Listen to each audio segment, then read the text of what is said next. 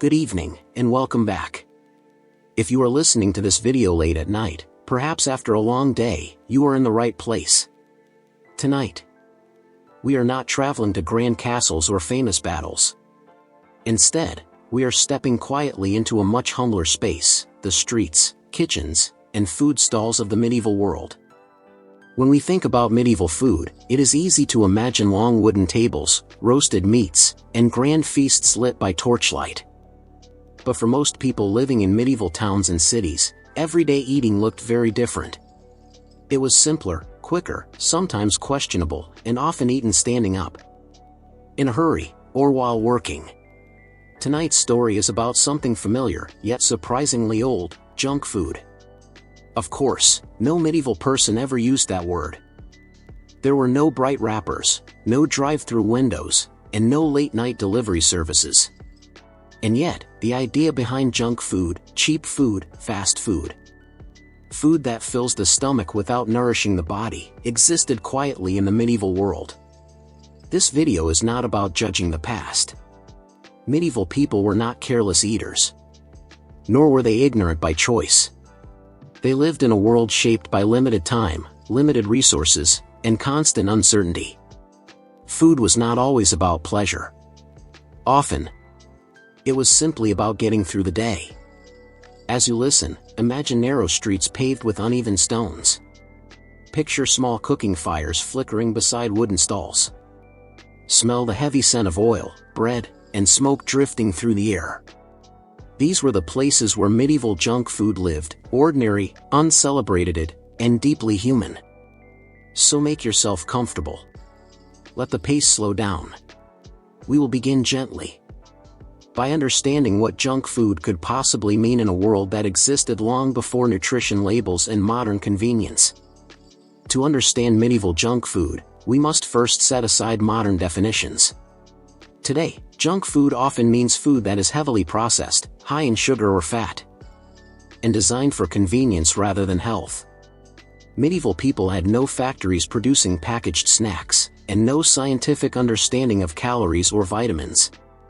And yet, they clearly recognized certain foods as cheap, filling, and eaten out of necessity rather than enjoyment.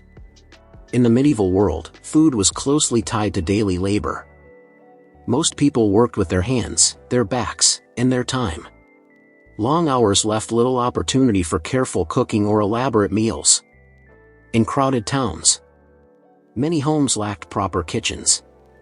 Fires were dangerous, space was limited, and fuel was expensive. As a result, eating outside the home became common. Small food stalls, bakeries, and street vendors offered ready-made meals that could be eaten quickly. These foods were not luxurious. They were designed to satisfy hunger, not curiosity. Bread formed the backbone of medieval eating, but not the soft white bread we might imagine today. Most people ate coarse, dark bread made from grains that were cheap and widely available. It was dense, heavy, and filling. When eaten fresh, it was comforting. When stale, it was soaked, fried, or repurposed in soups and stews. Alongside bread came fat. Animal fat, especially from pigs, was cheap and widely used. Foods were often fried or cooked in grease because it added flavor and made food feel more satisfying. This combination of bread and fat created a sense of fullness, even if it offered little nutritional balance. From a modern perspective, this may sound familiar. Medieval junk food was not defined by sugar or artificial flavoring. Instead, it relied on what was available: carbohydrates, fat, and salt. These ingredients were valued not for taste alone, but for their ability to quiet hunger and provide energy for work. Importantly, these foods were not always viewed negatively. They were practical solutions to everyday problems. When someone needed to eat quickly before returning to work, a piece of bread and a fried item from a stall could make the difference between continuing the day or collapsing from exhaustion. The concept of healthy eating as a moral choice did not exist in the same way it does today. Food choices were shaped by survival, routine, and habit. Eating was not an expression of identity. It was a response to circumstance. This is where medieval junk food quietly reveals something important. It reminds us that fast food is not a modern invention born from laziness or excess. It emerges whenever people are busy, tired, and constrained by time. In medieval cities, junk food was woven into daily life. It appeared in the hands of workers walking through markets, children running errands, and travelers passing through town. It was eaten without ceremony, without reflection, and without the expectation that food should always be meaningful. And perhaps that is what makes it so familiar.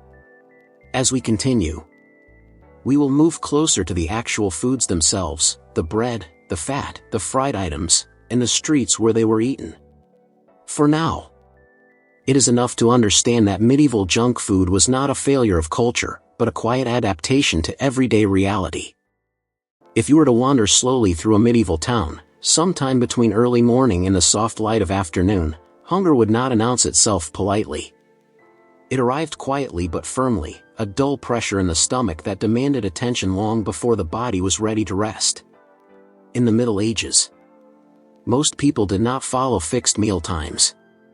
There were no clocks governing breakfast or dinner, only daylight, labor, and exhaustion. People ate when food appeared, when work paused briefly, or when hunger became impossible to ignore. In this everyday rhythm, medieval junk food took shape, not as indulgence, but as necessity. Much of it lived in the streets, along narrow roads stained with mud and ash, near market gates where traders shouted and carts creaked. Food was prepared quickly and sold even faster. These were not meals meant for lingering. They were made to be eaten standing, walking, or leaning briefly against a wall before returning to work. Bread formed the backbone of this fast medieval diet. It was dense, dark, and often rough, made from coarse grains that modern mouths would find heavy. Yet this bread filled the stomach efficiently and stayed there, which mattered far more than texture or taste. A thick slice eaten on the move could carry a laborer through hours of work, and that alone made it valuable. Pies were another familiar presence. Medieval street pies were not delicate pastries but sturdy containers of heat and fat. Their crusts were thick, sometimes barely edible, designed less for pleasure than for holding the filling together. Inside might be meat, vegetables, or leftovers from earlier in the day. What mattered most was not knowing exactly what was inside, but that it was hot, salty, and filling. Fat played a central role in these foods. Animal fat was common, cheap, and deeply practical. It made food heavier, richer, and more satisfying, allowing smaller portions to quiet hunger for longer. In medieval thinking, fat was not something to avoid. A body that could hold weight suggested survival, strength, and enough access to food. Grease on the fingers was not unpleasant, it was reassuring. Meat, when available, was prepared quickly and without ceremony. The finest cuts rarely reached the streets, but scraps, organs, and smaller pieces did. Fried, roasted, or smoked, these meats were heavily salted and strongly flavored, not for refinement but for preservation. Salt and smoke had imperfections, slowed decay, and made food safer to eat quickly. Food safety in medieval towns depended almost entirely on speed. Without refrigeration, freshness was measured in hours, not days. What sold quickly felt safe, what lingered became suspicious. Street food thrived because it moved constantly, passing from fire to hand to mouth with little delay. Sweetness existed, but it was modest. Sugar was rare and expensive, so honey became the primary source of sweetness for most people. Honeyed bread, simple pastries, or fruit cooked into thick syrups offered brief moments of comfort. These treats were not daily habits but occasional pleasures, valued as much for their energy as for their taste. Nothing about medieval street food was light or empty.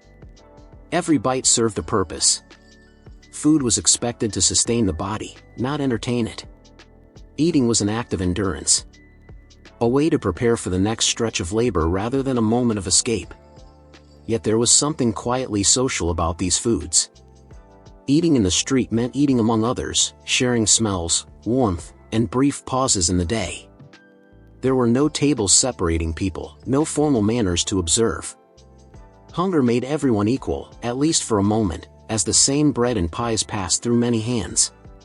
A mason, a messenger, a traveler, or a child sent on an errand might all eat the same food in the same place, each returning afterward to very different lives. The food did not care who consumed it, it simply did its job and disappeared. This is where medieval junk food reveals its true nature. It was not about excess or indulgence, but about continuity. It allowed people to keep going in a world that demanded constant movement and offered little rest. And over time, day after day, these habits shaped medieval bodies in subtle ways. The effects were slow, barely noticed at first, accumulating quietly beneath layers of routine. As we move forward, the focus shifts from what people ate quickly to what such food gradually did to them. Because survival foods, when eaten endlessly, leave traces on strength, health, and the quiet balance between endurance and decline. After the streets, the bread, and the heavy pies that quieted hunger just long enough for work to continue, another presence quietly followed every medieval meal. It did not announce itself with color or sweetness. It lingered instead, sharp and unmistakable, on the tongue and in memory. Salt. In the medieval world, salt was everywhere. Yet never taken lightly. It shaped taste, preserved food, and quietly governed what people expected eating to feel like. If medieval junk food filled the stomach, salt trained the senses. To a modern palate, medieval food might seem aggressively flavored. Salty, smoky, sometimes sour, often strong enough to surprise. But this was not excess for pleasure's sake. It was adaptation. Without refrigeration, without reliable freshness, flavor had to do practical work. Salt preserved meat, dried fish, hardened cheese, and vegetables meant to survive weeks or months. It slowed decay, discouraged bacteria, and gave food a longer, safer life. When people bit into heavily salted food, they were tasting security as much as seasoning. This meant that medieval taste was trained early to accept intensity. Children grew up eating food that modern diners might find overwhelming. Mildness was not trusted. A strong flavor signaled that something had been treated, prepared, and made safe. Salted meats were common street foods, especially during colder months. Small cuts of pork, beef, or fish were cured until firm, then sliced thin and eaten with bread. These meats were dry, chewy, and powerful in flavor, but they traveled well and resisted spoilage. They did not ask to be savored slowly.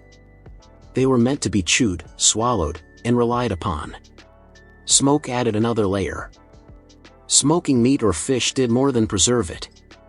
It infused food with a deep, lingering taste that masked imperfections and extended shelf life. A smoked sausage or fish might carry flavors of firewood, ash, and time itself. To medieval eaters, this taste meant endurance. Alongside salt and smoke came sourness. Fermentation was common and practical. Cabbage became sauerkraut. Milk became cheese. Fruits became sharp wines or vinegars. These sour flavors refreshed the palate and balanced heavy fats, making dense foods easier to eat repeatedly. Together, salt, smoke, and sourness formed the backbone of medieval flavor. Sweetness, as we have seen, was rare and restrained. What people craved most was not sugar, but reassurance, the certainty that what they were eating would last and sustain them.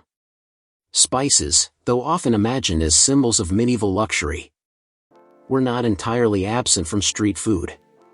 Pepper, mustard, and other strong seasonings appeared when available, sometimes in small amounts, sometimes diluted to stretch their use. These spices added heat and complexity, but also helped disguise the taste of aging ingredients. A medieval eater did not expect food to be subtle. Food was meant to speak clearly. A bland dish raised suspicion. Strong taste meant life, effort, and survival. Over time, these flavors shaped desire itself. What people craved was not lightness but fullness. Not freshness, but reliability. A meal that tasted the same every day brought comfort. predictability mattered more than variety. This also meant that medieval junk food rarely surprised anyone. The bread was dense. The meat was salty. The fat was heavy. The flavors arrived as expected and settled in quietly, allowing the mind to turn back to work. In this way, taste became routine, almost background noise to daily life. Food did not ask for attention. It simply did its job. And yet, taste also reflected social boundaries. Wealthier households could afford more refined seasoning, fresher ingredients, and occasional sweetness. For most people, however, strong flavors were not a sign of poverty but of practicality. They ate what worked. Salt itself carried symbolic weight. It was traded, taxed, and guarded. To have access to salt meant stability. To lose it meant vulnerability. A salty meal reassured the eater that they were still connected to the systems that kept society functioning. As bodies adjusted to these flavors, they also adapted physically. Heavy salt intake increased thirst, making drink an essential companion to food. Water was not always safe, so weak ale or diluted wine often accompanied meals. Drinking and eating blurred together, each supporting the other in quiet balance. This rhythm, salted food, steady drink, full stomach, defined much of medieval daily life. It kept people moving, working, and enduring. But endurance always has limits. As we drift further into this world, it becomes clear that the same foods that sustained medieval people also placed slow, invisible pressure on their bodies. Strong flavors masked slow deficiencies. Salt preserved food, but it could not preserve health forever. And so, from taste and craving, the story naturally turns toward consequence. Toward what happened when the body lived for years on dense bread, salted meat, and borrowed energy. Not suddenly. Not dramatically. But gradually, quietly. As history so often does. Salt never traveled alone in the medieval world. Where it went, thirst followed quietly behind. After a meal of dense bread, smoked meat, and sharply seasoned fillings, the body asked for something to soften the edges. Not refreshment in the modern sense, but relief. A way to rinse the mouth, settle the stomach, and allow work to continue without complaint. And so, medieval junk food almost always came with a companion in a cup.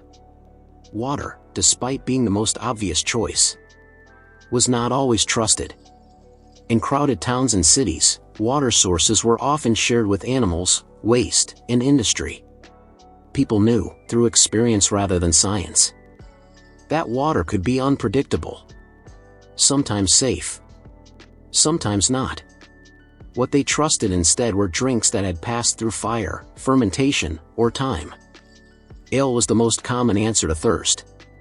Not the strong, bitter beer of modern taverns, but a mild, cloudy drink, brewed quickly and consumed just as quickly. This ale was low in alcohol, sometimes barely stronger than water, but safer to drink and easier on the stomach.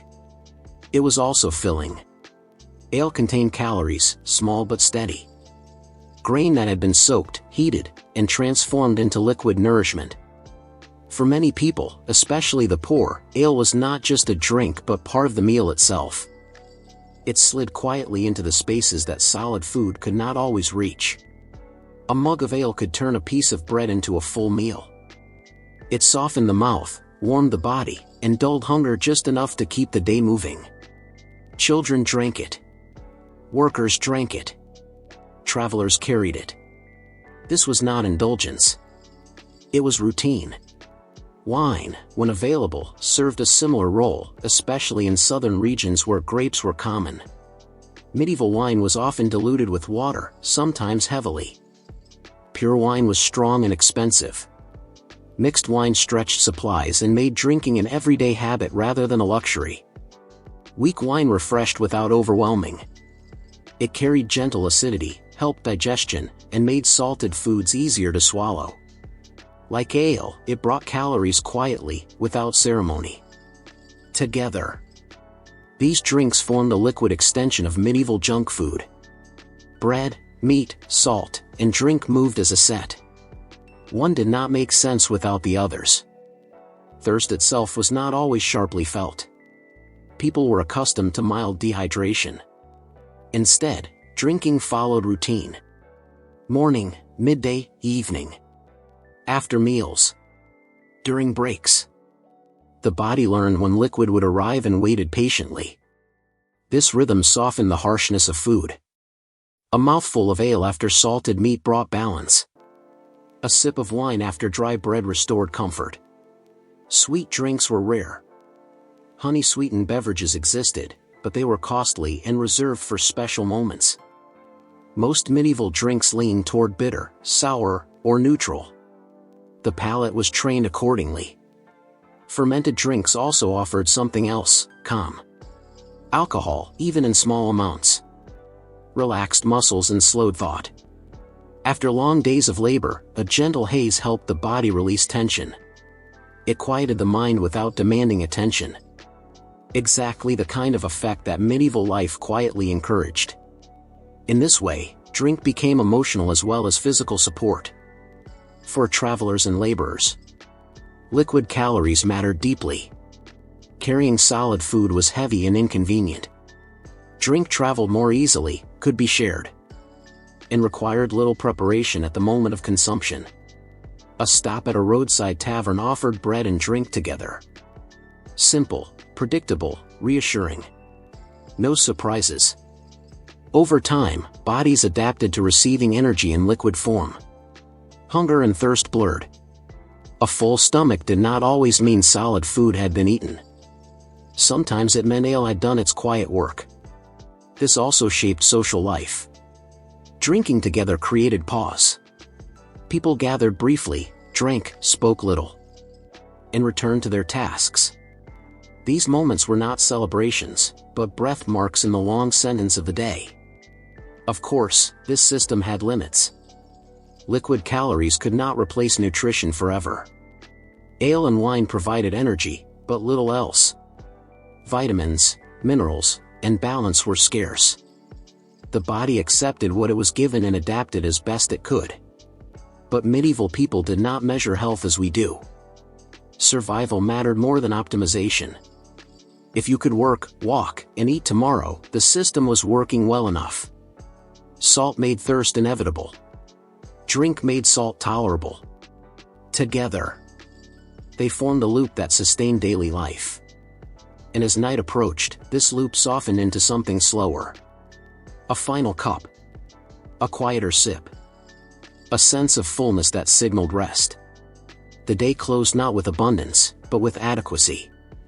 As we move forward, this gentle reliance on drink reveals something deeper. The medieval body was constantly negotiating balance between hunger and fullness, thirst and relief, effort and rest. And slowly, beneath this balance, the body carried quiet costs. Costs that would show themselves not in a single moment, but across years. That story waits patiently, just ahead. Liquid calories were generous in one way. They filled the stomach quickly and asked little in return. A mug of ale could quiet hunger. A cup of weak wine could soften fatigue. For a moment, the body felt satisfied. But satisfaction was not the same as nourishment. Day after day, medieval bodies accepted food that was heavy with salt, grain, and drink, yet light on what the body truly needed. Vitamins had no names then. Minerals were not measured. Balance was something felt only when it was missing. At first, the body compensated quietly. Muscles continued to move. Hands continued to work. Feet carried weight across fields and streets. The body borrowed from itself, stretching its reserves thin but functional. This borrowing was subtle. A little more tiredness at dusk. A slower rise in the morning. A soreness that lingered longer than before. Nothing dramatic. Nothing worth stopping the day for. Medieval junk food did not break the body suddenly. It pressed on it slowly. Bread filled the stomach but offered little variety. Salt preserved meat but dried the body from within. Ale soothed hunger but diluted nutrition. Together, they formed a diet that was dependable, repetitive, and quietly exhausting. Over time, bodies grew accustomed to constant mild strain. Bones carried weight without complaint, but healed slowly. Small injuries lingered. Cuts closed, but scars stayed tender. Teeth suffered most of all. Hard bread, sugary residues from malt, and limited oral care turned mouths into long-term battlefields. Tooth pain was common, constant, and accepted. It flared, faded, and returned, woven into daily life like background noise. Digestion, too, worked harder than it should have. Meals were dense and low in fiber. Vegetables existed, but seasonally and unevenly. Many people ate little fresh produce for long stretches of the year. The stomach learned endurance. Bloating, discomfort, and irregular digestion became familiar sensations. Not illnesses, just conditions of living. The body adapted by slowing down. Energy was conserved. Movements became efficient rather than expressive. Posture subtly changed. Shoulders rounded.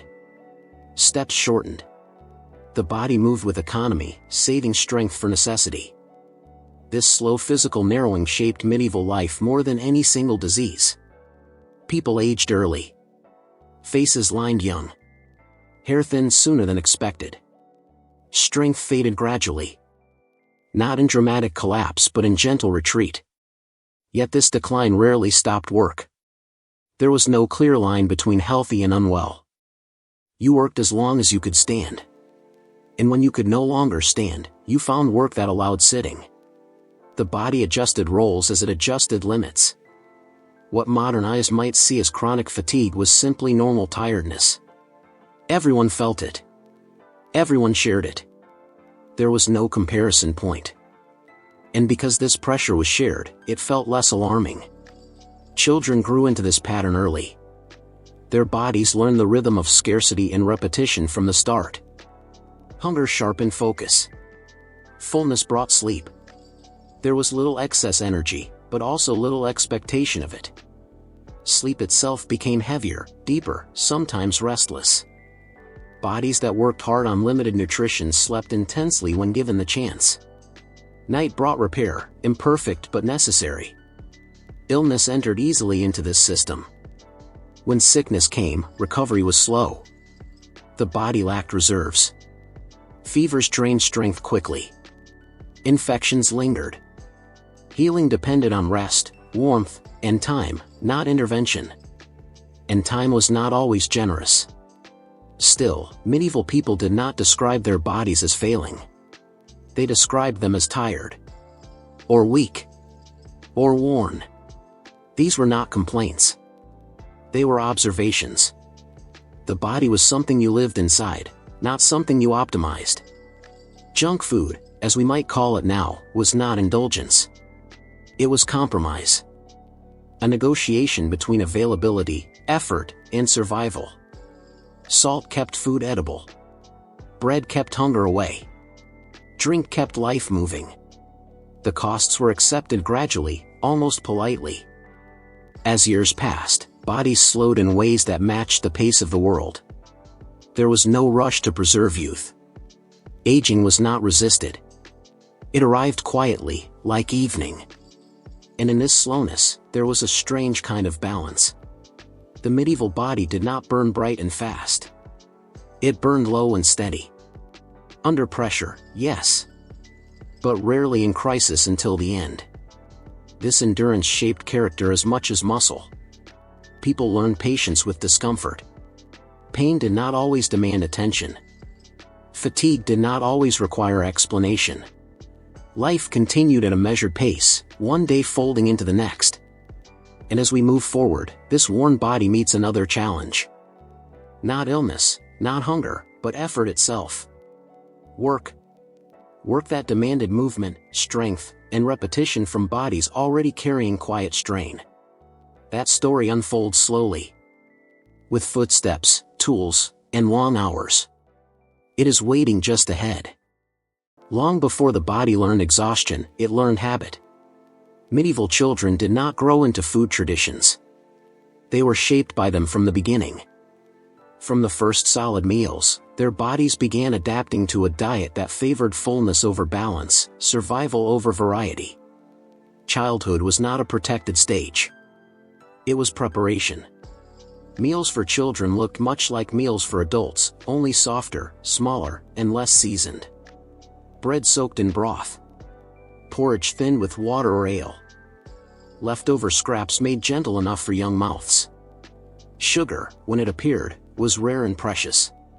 Fat came mostly from animal sources. Fresh fruit arrived in short seasons and disappeared just as quickly. What children ate depended less on preference and more on what remained after adults were fed. This early exposure trained the body quietly. Hunger cycles became familiar. Children learned to eat when food appeared, not when hunger asked. The stomach adjusted to irregularity. The body learned patience. Growth followed uneven rhythms. Some children grew quickly, then stalled. Others remained small but strong. Height varied widely, but endurance was common. Bodies adapted to work early, often before they finished growing. Nutrition shortages did not announce themselves dramatically. They appear as subtle patterns. Delayed growth. Frequent tiredness. A softness in the belly paired with thin limbs. Teeth that weakened early. Bones that bent slightly under weight. These were not recognized as problems. They were recognized as normal differences. Play existed, but it mirrored work. Running errands. Carrying water. Watching animals. Helping in fields or workshops. Movement was constant, but energy was rationed. Children burned calories they barely replaced. Liquid calories played a role here too. Small amounts of weak ale or watered wine were sometimes given, not for intoxication, but for safety and calories. Clean water was unreliable. Drink was predictable. The taste of grain and fermentation entered memory early. Sweetness was not expected. Richness was rare. Saltiness was familiar. These flavors shaped preference long before choice existed. As children grew, their bodies learned efficiency. Muscles developed for endurance rather than strength. Movements became economical. Posture reflected labor. Growth spurts came late, if at all. Puberty arrived unevenly. Adulthood did not feel like a sudden shift, but a continuation. The medieval body did not cross a clear threshold from child to adult. It simply accumulated responsibility. Health, in this context, was measured by usefulness. Could the child work? Could they walk long distances? Could they endure cold, hunger, and repetition? If yes, the body was considered sound. Illness interrupted this process but did not stop it. Sick children recovered slowly. Those who survived carried the marks quietly. A lingering weakness. A shorter stature. A slower pace. The diet that shaped them was not indulgent, but it was still junk by modern standards. High in calories when available, low in variety. Lacking in many nutrients we now name easily. But the medieval world did not name deficiencies. It named seasons, work, and survival. Children adapted not because the diet was good, but because adaptation was necessary. Families adjusted expectations accordingly. Not every child would grow tall. Not every body would remain strong. Life accounted for loss early. And yet, there was resilience here. Children learned to rest deeply when rest came. Sleep repaired what food could not. Long nights allowed bodies to recover slowly, imperfectly. There was no rush to optimize growth. Growth happened at its own pace. Or not at all. By adulthood, these early habits were fully embedded. The body expected bread. It trusted salt. It accepted drink as food. Variety felt unnecessary, even unsettling. This familiarity made change difficult. When famine or illness disrupted routine, the body struggled. It had learned survival within narrow limits. Outside those limits, it faltered. And yet, most children who reached adulthood did so carrying a remarkable quiet strength. Not athletic strength, but endurance. The ability to keep going without complaint. This endurance was not celebrated. It was assumed. In this way, medieval junk food shaped not only bodies, but temperament, patience, acceptance, low expectation. And as these children grew into workers, parents, and elders, their diets continued the same patterns learned early on. The body, once shaped, rarely forgot. As we move forward, this early conditioning meets a new force: constant labor, structured days, and eating not for growth, but for function. That rhythm unfolds next, slowly and steadily, with tools in hand and time measured by effort rather than meals. When medieval children grew into their places in the household, they did not step into new meals. They stepped deeper into old patterns. The family meal was not a moment of equality. It was a quiet reflection of order. Who ate first, who ate best, and who ate what remained was rarely discussed. It was understood. Food followed hierarchy as naturally as it followed season. At the center of the household table sat authority, whether that authority belonged to a father, a master craftsman, or an elder whose working years had passed but whose position remained. The best bread, the larger portion of meat, the thicker slice of cheese found its way there without ceremony. Children watched and learned without instruction. Meals were shared, but sharing did not mean sameness. It meant proximity. Bowls passed, but portions shifted. Everyone ate from the same pot, yet not everyone tasted the same richness. For children and younger members, food was often softened, stretched, or diluted. Broth carried flavor without substance. Bread filled the stomach without offering much else. Leftovers became meals not because they were unwanted, but because they were efficient. Efficiency guided every choice. Women, especially those responsible for preparing food, often ate last. Not always, but often enough for the pattern to feel normal. By the time they sat, portions had thinned. Hunger was managed quietly. This was not cruelty.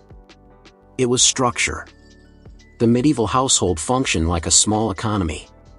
Food moved according to contribution and expectation. Those who worked hardest physically might receive more calories. Those who managed, planned, or commanded received better quality. Children fell somewhere in between, slowly moving up as their usefulness grew. Festive days softened these lines. On feast days, hierarchy loosened. Richer foods appeared. Sweetness entered the room. Everyone ate more alike, if only briefly. But these moments stood out precisely because they were rare. Most days were ordinary, and ordinary meals taught discipline. Eating was not constant. Snacks were uncommon. Meals arrived at set times, often tied to daylight and labor. Children learned to wait. Hunger was not urgent unless it lingered too long. This waiting shaped behavior. It slowed desire. It reduced expectation. Food was appreciated not for pleasure, but for reliability. The table itself reflected simplicity. Wooden boards, shared knives, rough cloths. Plates were optional. Hands were tools. Cleanliness existed, but differently understood. Taste mattered less than fullness. Salt remained important. Fat was prized. Sweetness remained distant. Conversation during meals varied. In some households, eating was silent, focused. In others, stories filled the space. But rarely was food discussed. It was not entertainment. It was necessity. Children absorbed this atmosphere. They learned not to ask for more unless invited. They learned that hunger was personal, not communal. They learned that fairness was not equal portions, but predictable order. These lessons followed them into adulthood. As families grew and aged, roles shifted. Elders received softer food. Children received larger portions. Hierarchy adjusted slowly, like a tide, not a wave. Yet the structure remained. In times of scarcity, this order became sharper. When food ran short, decisions were made quietly. Who needed strength most? Who could endure hunger longer? Who might survive with less? These decisions were not debated aloud. They were embedded in custom. And so, medieval junk food, limited and repetitive as it was, flowed through these channels. Cheap calories went where endurance was required. Better food stayed near authority. The result was a household where everyone ate, but no one ate freely. This arrangement shaped relationships. Gratitude mixed with resentment. Duty softened desire. Children learned early that food was not promised, only earned. And yet, within this structure, warmth existed. Shared pots created shared memory. The smell of familiar food anchored daily life. Even poor meals were recognizable. Predictability comforted. In a world full of uncertainty, knowing what dinner would likely be mattered. As families gathered day after day, year after year, these quiet rituals reinforced identity. Who we are. Where we sit. What we receive. Food was not only sustenance. It was instruction. And as these children grew into parents themselves, they repeated the same patterns, not because they were ideal, but because they were known. This cycle of eating, sharing, and quiet hierarchy carried medieval people through long lives of labor and endurance, preparing them for the final reality of their diet, its limits. Those limits, slowly felt over time, shaped aging, strength, and decline, which emerges gently as the next layer of this story. In the medieval world, food did not move in a straight line. It arrived in waves. Life unfolded between two poles that everyone understood but rarely controlled. On one side stood the feast, bright, heavy, and brief. On the other waited famine, quiet, drawn out, and deeply familiar. Between them stretched most of daily life. Shaped by memory of one and fear of the other. Feasts were not simply celebrations. They were interruptions. Moments when the ordinary rules of scarcity loosened just enough to remind people what abundance felt like. On these days, bread was thicker, meat appeared more than once. And sweetness found its way into mouths that rarely expected it. Fat shimmered on the surface of dishes. Salt was generous. Ale flowed more freely. Even children noticed the difference, not because anyone announced it, but because the air itself felt heavier with smell and sound. Yet feasts did not teach comfort. They taught contrast. People ate more than usual not out of excess, but awareness. They knew this fullness would not last. Bodies leaned into it, storing what they could.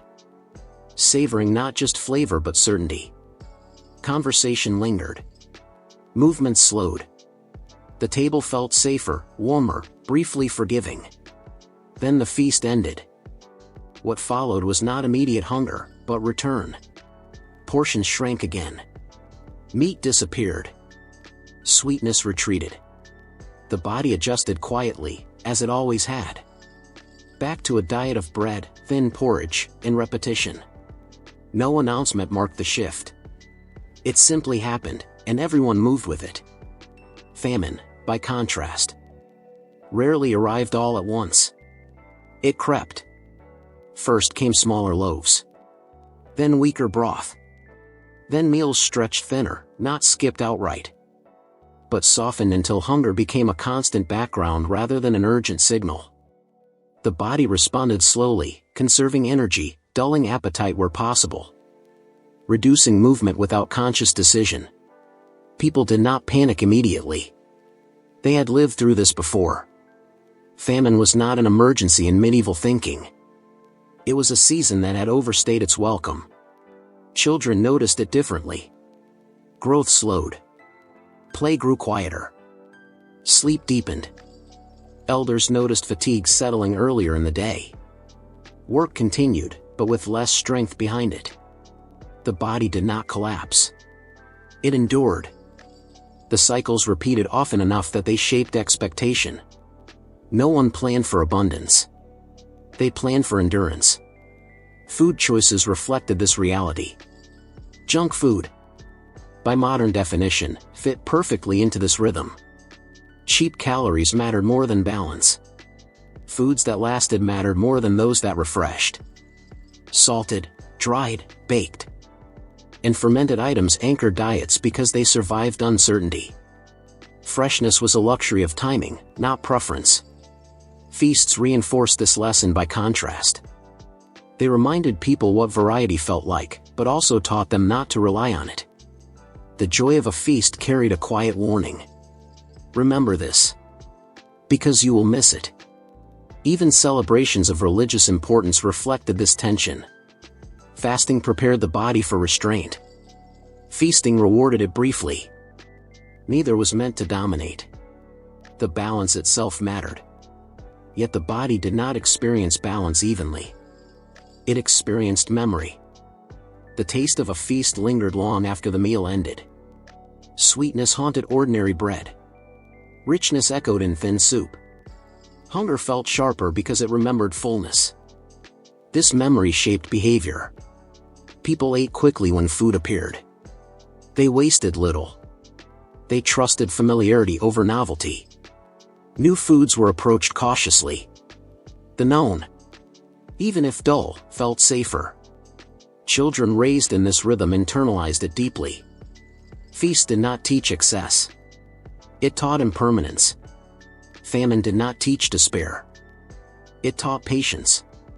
Over time, these cycles left marks. Bodies adapted, but not without cost. Energy fluctuated. Immunity weakened. Aging accelerated quietly. The feast could not undo the famine. It only softened its memory. Yet there was resilience here too. Communities survived because they understood these rhythms. Sharing increased during scarcity. Hierarchy tightened but did not disappear. Rituals continued even when food thinned. Life did not stop between feast and famine. It adjusted. And perhaps this is the quiet truth hidden within medieval junk food. It was not eaten for pleasure or neglect, but for predictability. In a world shaped by cycles beyond control, predictable food offered something rare: stability.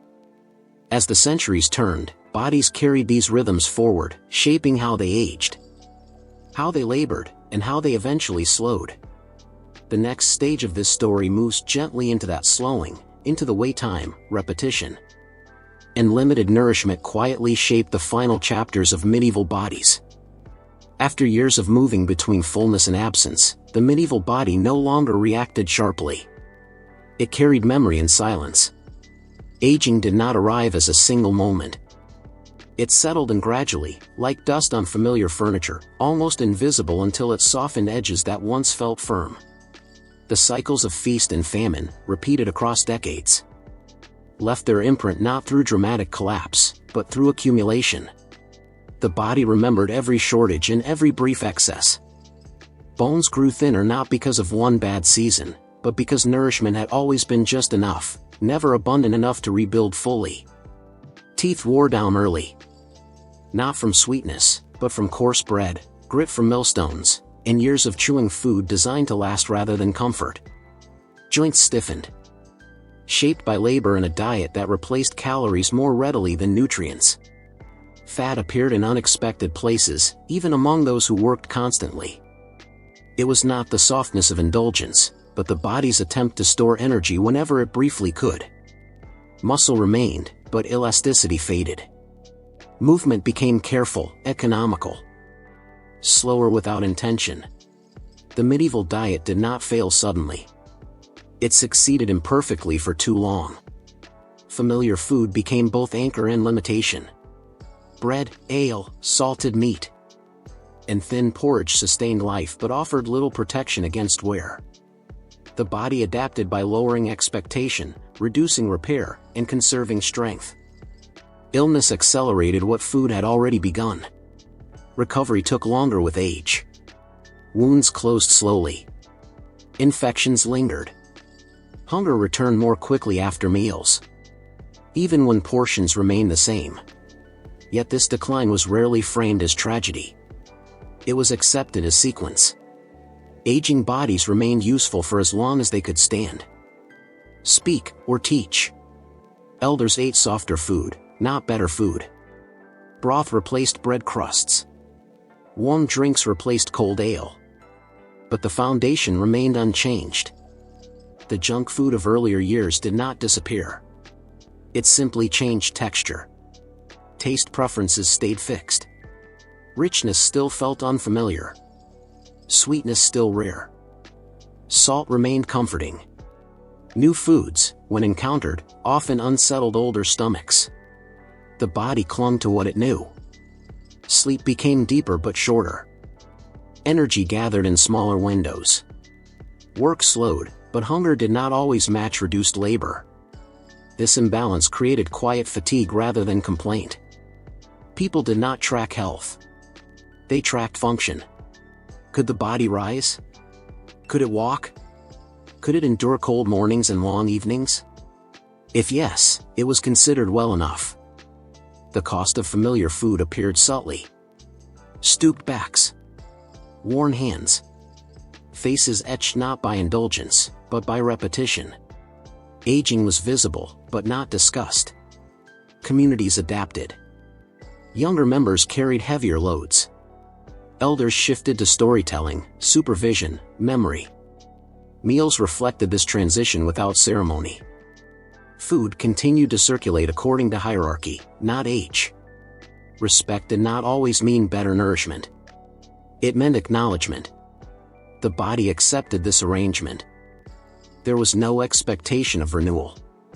Longevity was not a goal. Continuity was. The medieval diet, including its junk food, had never promised vitality. It promised survival.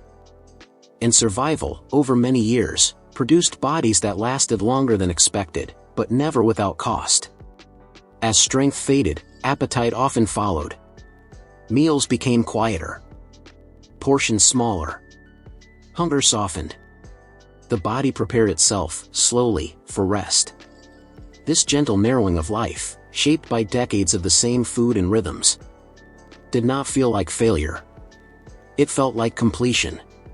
And in this stillness, with the work finished and the body finally allowed to slow without resistance, something resembling peace emerged. The cycles ended not with famine or feast, but with familiarity. And it is here, in this quiet closing of the body's long negotiation with food, that the story begins to loosen its hold, ready to release the listener into rest.